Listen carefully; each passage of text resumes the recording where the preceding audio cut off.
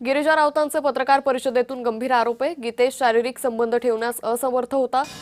गीतेशची शारीरिक अक्षमता लपवण्यासाठीच अघोरी कृत्य केल्याचा दावा गिरिजा राऊतांनी केलेला आहे।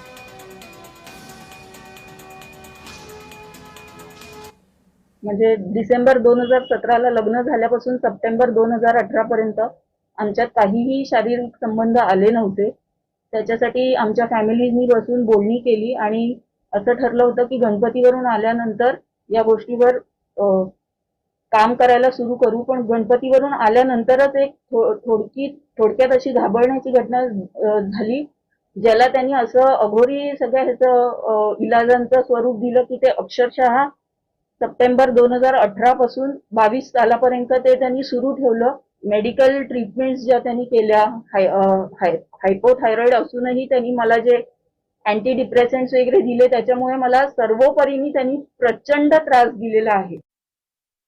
अघोरीच्या संदर्भातल्या उपचाराचं आम्ही पूर्णपणे खंडन करतो। आम्हाला ते मान्यच नाही, आम्ही त्या पंथातलेच नाही आहोत।